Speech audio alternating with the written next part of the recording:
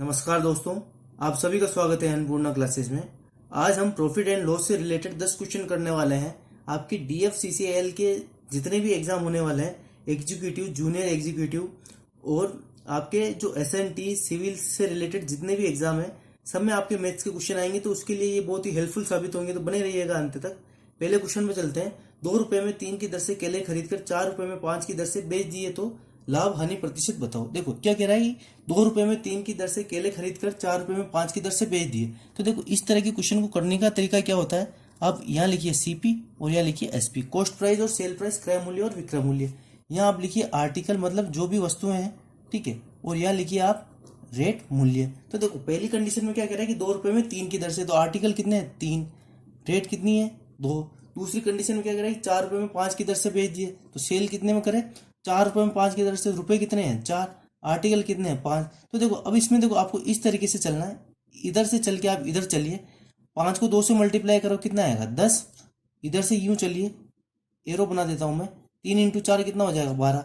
मतलब आपके क्रय मूल्य तो कितना आया 10 और विक्रय मूल्य कितना आया आपके पास 12। तो निकाल लीजिए, देखो 10 में खरीदा और 12 में बेच दिया, तो कितने का 2 का फायदा किस पे हुआ, क्रय मूल्य पे। क्रय मूल्य, लाभ और हानि हमेशा क्रय मूल्य पे निकलती है। तो ये क्या हो जाएगा 2/10 इंटू 100, 1 0 से 1 0, 2 इंटू 10, तो ये क्या हो जाएगा 20%। मतलब क्या होगा आपके 20% का क्या हो जाएगा प्रॉफिट हो जाएगा। प्रॉफिट कैसे, अब आप कहोगे कि सर प्रॉफिट और लॉस कैसे पता चले, सीधी सी बात है, 10 रुपए में खरीद कर 12 रुपए में बेच रहा है, तो 2 रुपए का यहाँ 2 का फायदा ही हुआ ना, और परसेंटेज में निकालोगे तो कितना 20% का। ठीक है, आगे चलते हैं। 18 वस्तुओं का क्रय मूल्य 20 वस्तुओं के विक्रय मूल्य के बराबर है, तो लाभ हानि प्रतिशत बताओ। तो देखो ये क्या कह रहा है कि 18 वस्तुओं का क्रय मूल्य, मतलब 18 वस्तुओं का क्रय मूल्य आपके किसके बराबर है 20 वस्तुओं के विक्रय मूल्य के बराबर है। सीधी सी ये कंडीशन दे रखी है, तो यहाँ इनका रेशियो निकाल लो।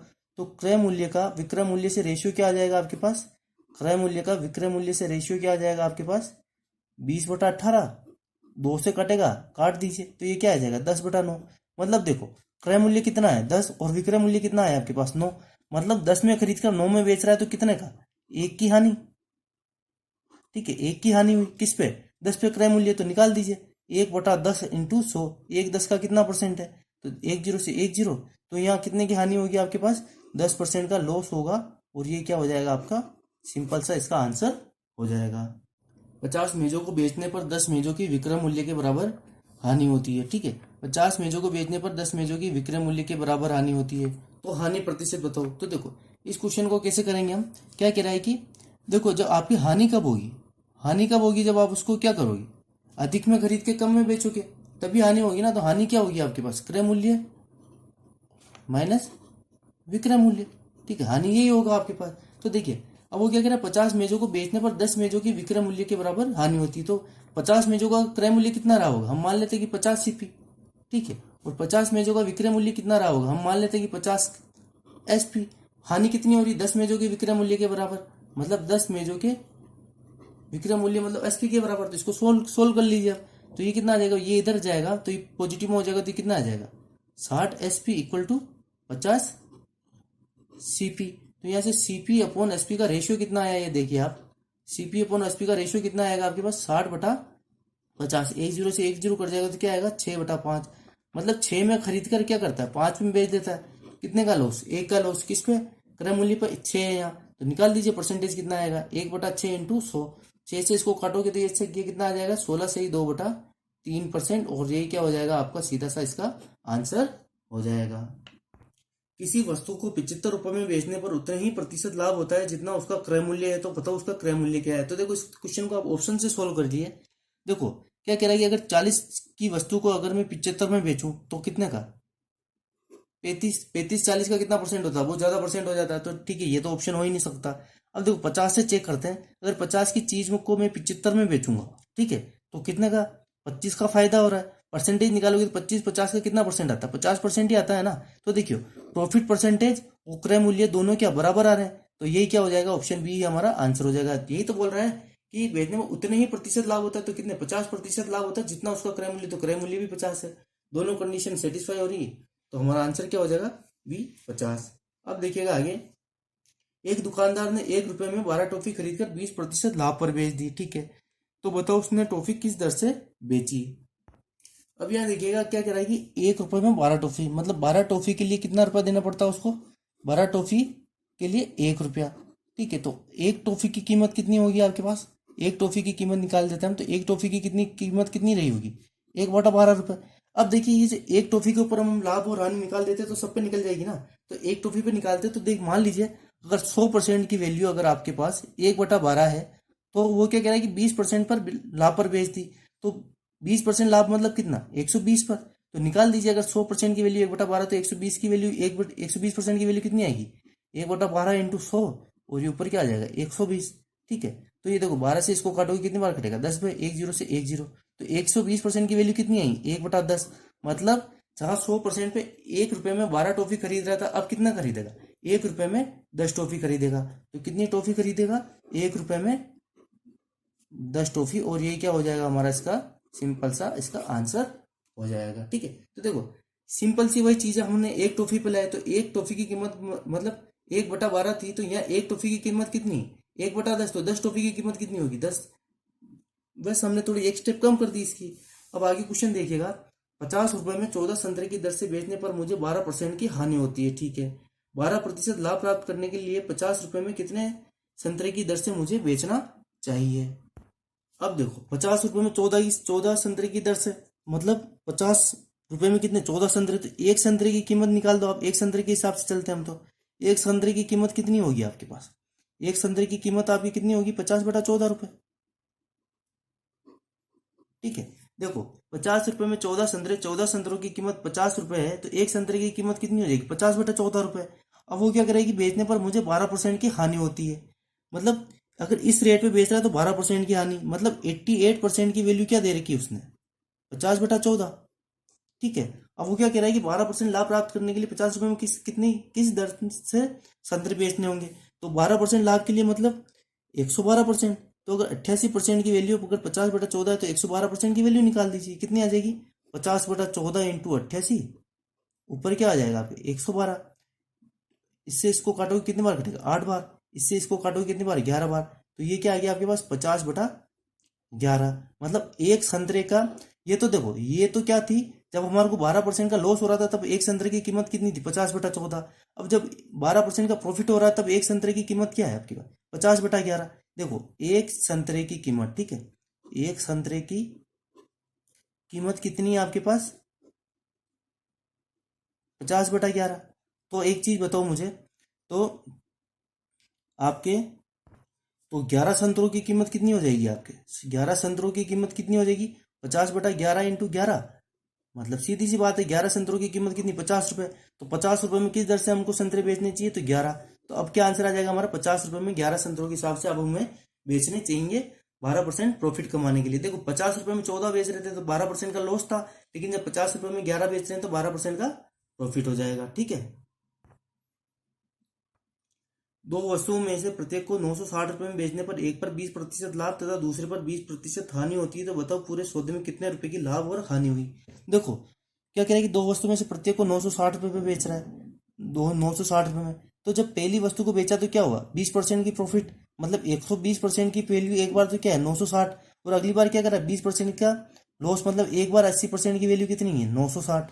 तो निकाल दीजिए इनकी, अगर 120% की वैल्यू 960 है, विक्रय मूल्य 960 है, तो क्रय मूल्य कितना होगा, क्रय मूल्य 100% की वैल्यू निकाल दो आप, तो ये कितना आ जाएगा 960/120 इंटू 100, 1 0 से 1 0, 12/8 96, तो कितना आ गया 800 रुपये। तो आपका यहाँ क्रय मूल्य आ गया पहली वस्तु का। अब देखो 80% की वैल्यू 960 है, तो 100% की वैल्यू क्रय मूल्य की वैल्यू कितनी आ जाएगी 960/80 इंटू 100, 1 0 से 1 0, 12/8 96, 12 बार कटा तो ये कितना आ गया आपके पास 1200 रुपये। तो मतलब टोटल क्रय मूल्य कितना आ जाएगा आपके पास 800 प्लस 1200, तो कितना हो गया 2000। तो आपके पास टोटल क्या है इसका क्रय मूल्य। ठीक है, क्रय मूल्य टोटल कितना है 2000, और विक्रय मूल्य कितना है, जब 960 में दोनों को बेची तो 960 प्लस 960, ये कितना हो जाएगा आपके पास 0, 12 का 2, हासिल ऊपर 1, 9 9 18 1, 1920। अब देखो 2000 में खरीदी, 1920 में बेच दी, तो कितने का लॉस हुआ हमारे को 80 रुपए का लॉस हुआ पूरे सौदे में, और यही क्या हो जाएगा हमारा आंसर हो जाएगा।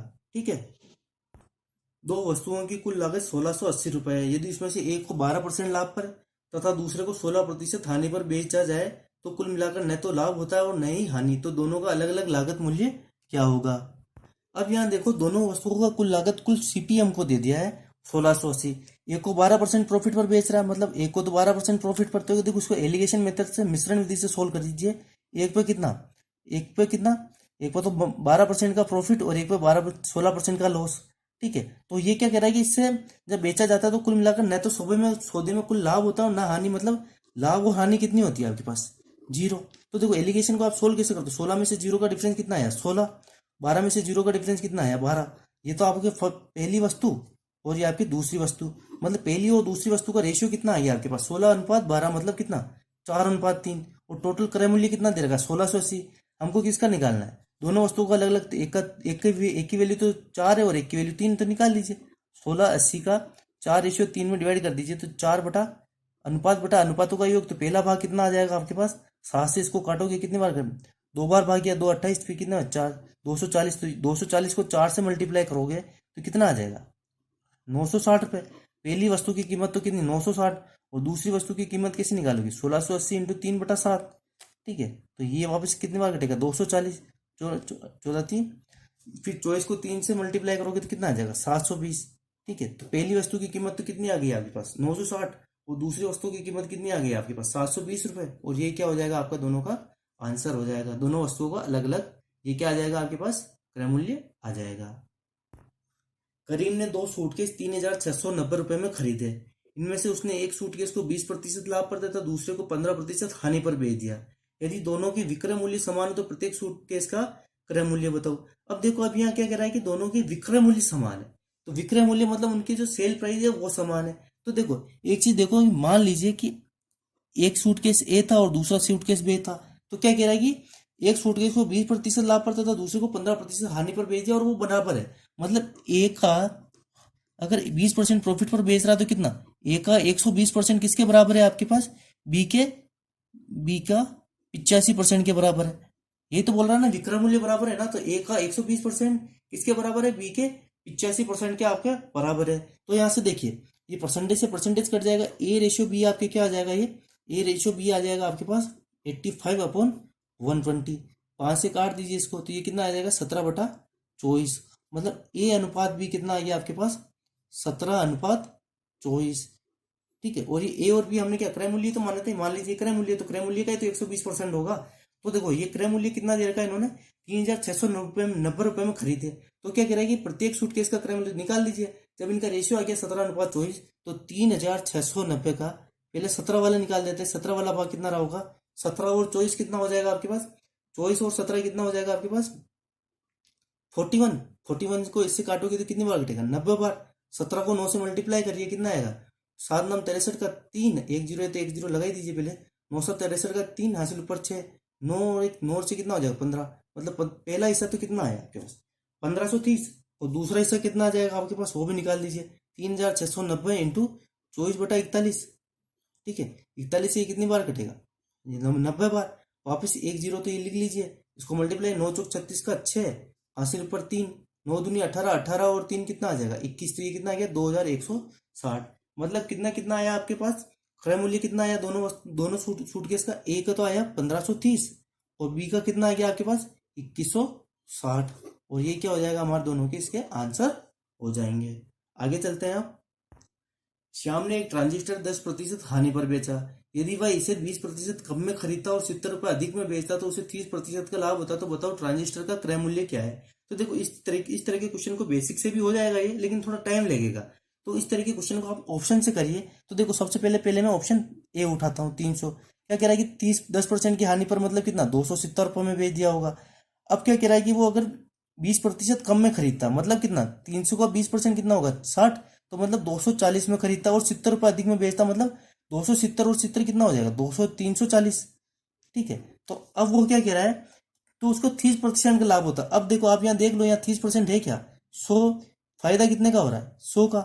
तो ठीक है 100 आपके 240 का 30% होगा नहीं होगा, तो ये ऑप्शन तो यही गलत। अब ये ऑप्शन भी आप उठा के देखना, इसमें भी नहीं होगा। 500 से हम चेक करते तो देखो क्या कह रहा है वो कि 10% हानि पर बेचा मतलब कितना 450 में बेचा। अगर वो क्या कह रहा है कि इससे अगर वो 20% कम में खरीदता मतलब 400 रुपये में खरीदता, 500 का 20% कितना होता है? 100 रुपए कम में खरीदता मतलब 400 में खरीदता। और क्या कह रहा है कि 70 रुपए अधिक में बेच देता, मतलब 450 की जगह वो कितना में बेचता? 520 में। तो क्या उसको 30% का लाभ हो रहा है क्या? देखो, जब 400 में खरीद के 520 में बेच रहा है तो कितने का फायदा हो रहा है? तो देखो 120 का फायदा हो रहा है किस पे? 400 पे। तो निकाल दीजिए 30% है क्या? ये 30% है साहब, बिल्कुल है। तो ये कितना 30% आ रहा है ना, तो ये कंडीशन हमारी सेटिस्फाई हो रही है, मतलब ऑप्शन सी हमारा यहाँ सीधा सा इसका आंसर हो जाएगा। तो ये 10 क्वेश्चन प्रॉफिट एंड लॉस के भी आपके होते हैं कंप्लीट। मिलते हैं नेक्स्ट वीडियो में नेक्स्ट टॉपिक के साथ, तब तक के लिए धन्यवाद।